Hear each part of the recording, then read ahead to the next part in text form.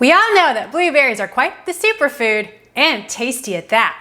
But did you know that international fuzzy-skinned kiwi is too?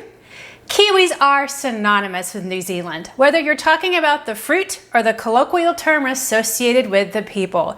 However, the kiwi fruit, originally known as the Chinese gooseberry, is actually from China.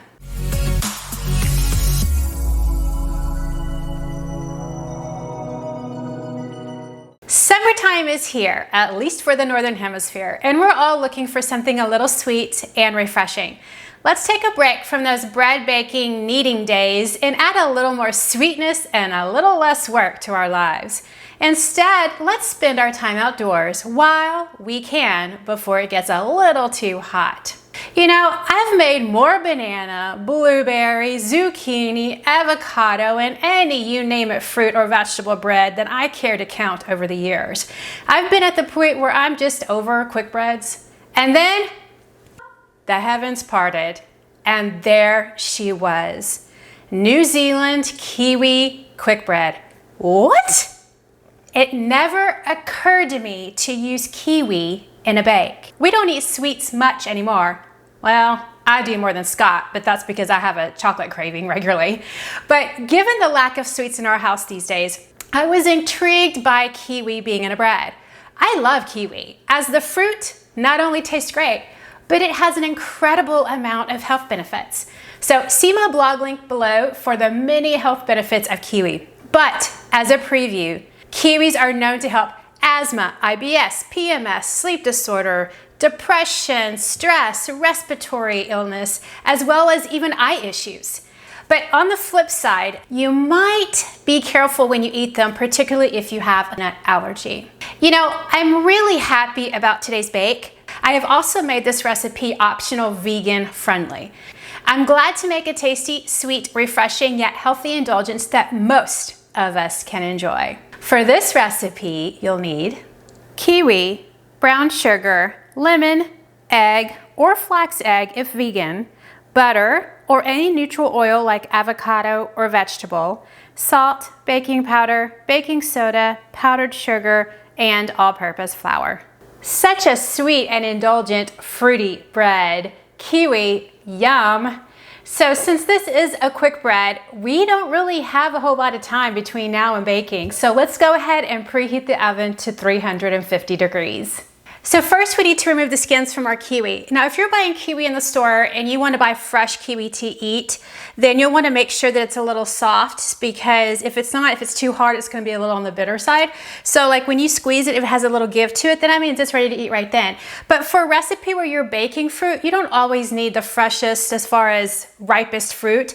Sometimes you can use kiwi that's a little bit harder like this one, because we're going to add sugar to it and it's going to cook down, and so the sweetness from the sugar we add is going to give it the sweetness that it needs. So for baking purposes, it doesn't have to be fully ripened, and also it can be overly ripened and you're still going to be okay.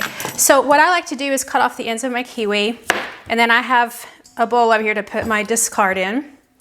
So cutting off the ends of the kiwi so it exposes the inside. Then you can use a paring knife, or you can just use like a potato peeler, which is my preferred method, and then just cut off the skin. It's very simple to do. It's not that much work. You get your kids involved, give them something to do on a weekend.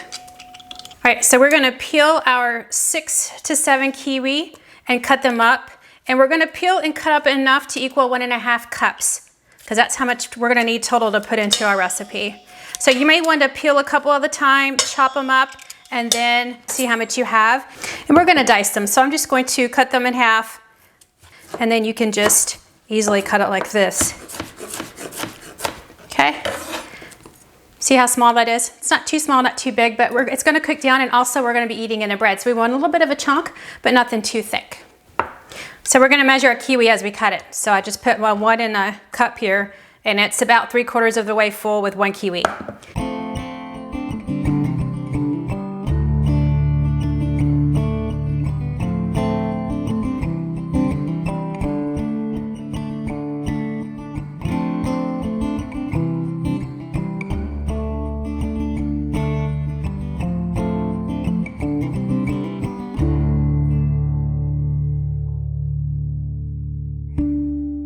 All right, so for me, 3 kiwi was enough, but I had 2 that were pretty large. Place your 1.5 cups of kiwi into a saucepan. This is a 2-quart saucepan. So to our kiwi, we're gonna add about a teaspoon of lemon zest. So when you zest a lemon, I love to use my microplane. It keeps you from getting down into the pith, which is the white area of your lemon or your lime, whatever you're zesting. Move it down, rotate, move it down, rotate so that you don't accidentally get any of that white pith to make it bitter. So we need about 2 teaspoons of that. That's good. Maybe it's a little bit more. It's okay. I don't mind a little bit of lemon in my bread. And then to our lemon zest and kiwi mixture, we're gonna add a cup of packed brown sugar. So you wanna get as much of that in and pack it down as you can to get to that 1 cup mark. So I'm gonna add my 1 cup of packed brown sugar.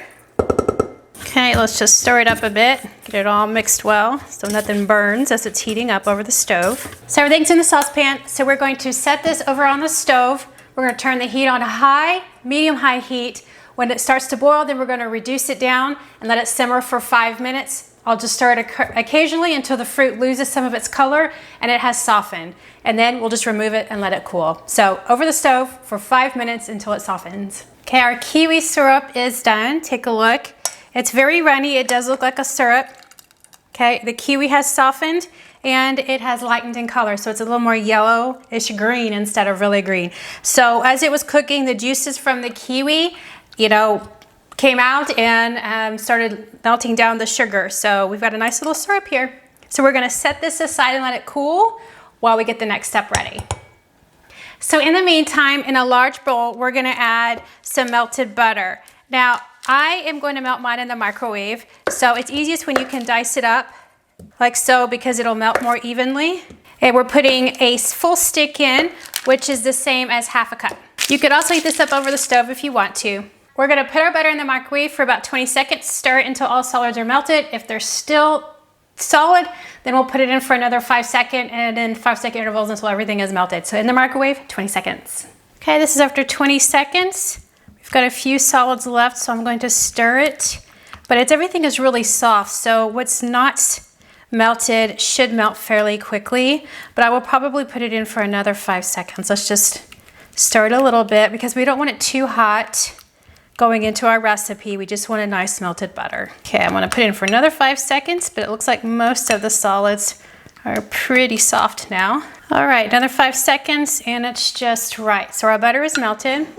Now we're gonna add an egg to our butter mixture, so we need to crack an egg into a small bowl. So we don't wanna get any shells in our mixture here. So crack an egg in a small bowl separately, then whisk it up just a bit, and then just pour it into your butter, and then stir it well. And because our butter wasn't too hot, we don't have scrambled egg. If your butter was too warm, if it put in the microwave for too long, it would be too hot, so you'd have scrambled eggs. So that looks pretty good. Okay, well our butter is sitting aside. In another medium bowl, we're going to add 1.5 cups of flour. So it's a cup here. Let's add our half. Okay, that's 1/2 cup. Okay, to our flour, we're gonna add 1/2 teaspoon of salt and 1/2 teaspoon of baking powder. Okay, whisk your dry ingredients well. So to our cooled kiwi syrup mixture, we're gonna add 1/2 teaspoon of baking soda. We're gonna sprinkle it over the top. You can hear it sizzling, then we're gonna stir it until it bubbles. Oh, look at it bubbling up there. So then we're gonna pour it into our melted butter mixture. This is why we had to cool the kiwi down before we added it to our butter and egg, because we did not want to cook our egg. Slowly stir them together. So we're going to take our flour mixture and we're simply just going to add it to our wet ingredients and then just stir it enough to where everything is moistened. Now this should be the consistency of other quick breads you've made, like a zucchini bread. If not, then you might need to add a little bit more flour. I think that looks about right. So I have a loaf pan here. This is what we're gonna bake it in, and it's a 9 by 5 1/4. So you could use like any maybe 9 by 9 pan that you want. I'm just gonna spray mine with cooking spray. You could also just line your pan with foil or with parchment paper rather. And we're just gonna scoop it in there.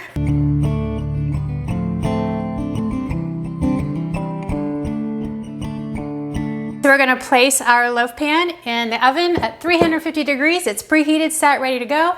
We're gonna set the timer for 45 minutes, and you'll need to bake it between 45 and 55 minutes, but then to check for doneness, just use a toothpick, put it in the center. If it comes out clean, then it's done. You could also use a dried long spaghetti stick and check it as well. They both work. I've used them both and it's totally fine.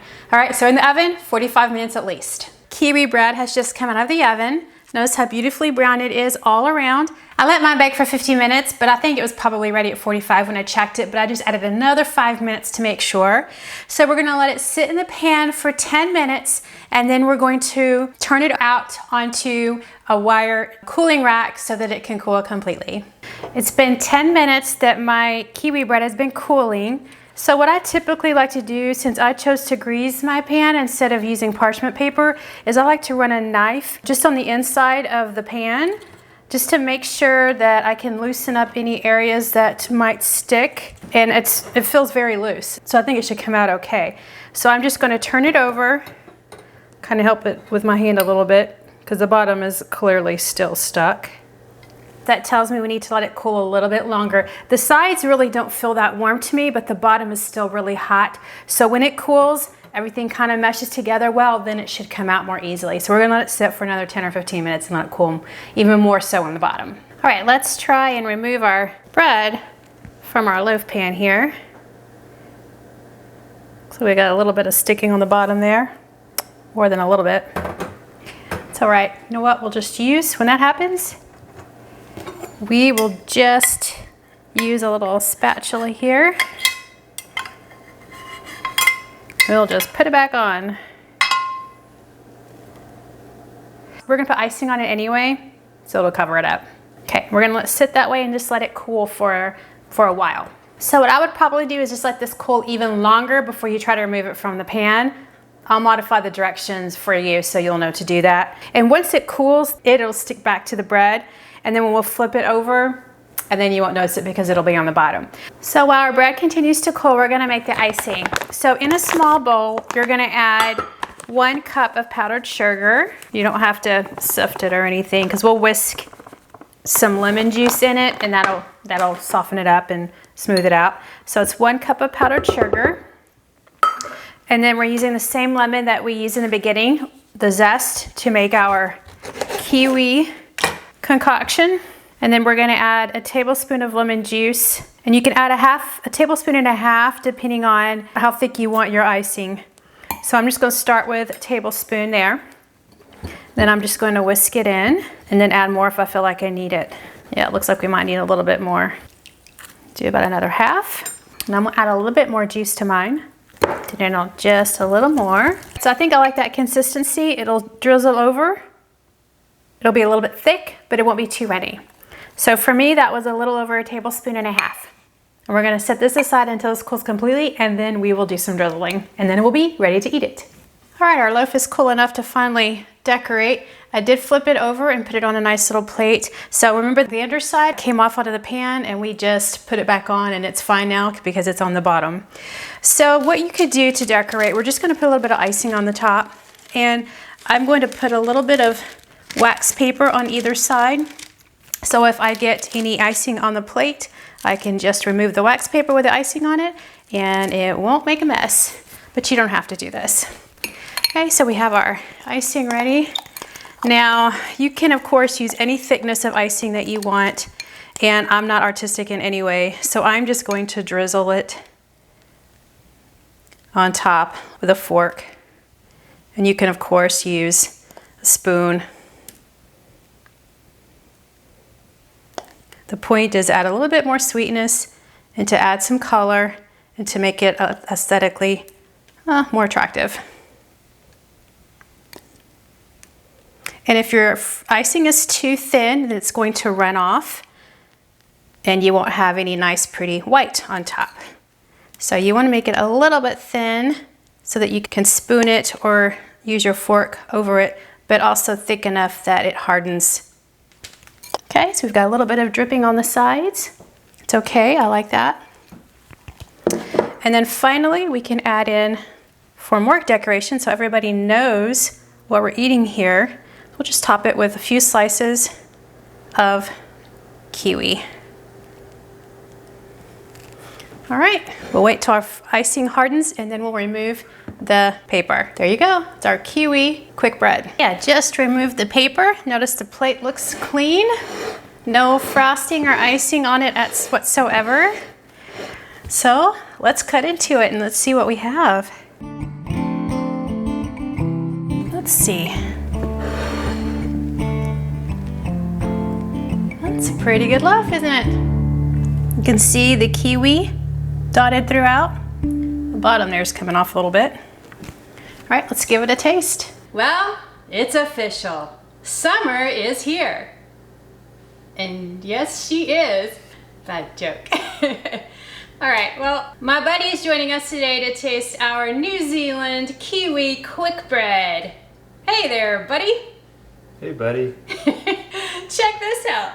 We got a sweet treat today. Quite unusual. Yeah, we don't have dessert that often. We don't, not like we used to. We used to have them on a weekly basis. Not anymore. So I'm really looking forward to getting your perspective on this bread. You've had lots of quick breads over the years, but this one has the unique addition with kiwi, typical fruit of New Zealand, although we know that it really came from China.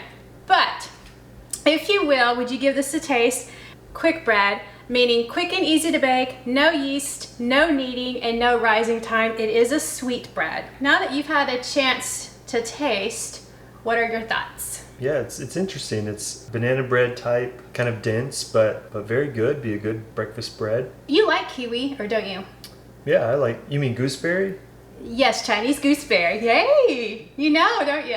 Yeah, I'm a fan of gooseberry. Yes. So, but Scott's a fan of everything, so, you know. But when you get his opinion, or get an honest opinion, that's for sure.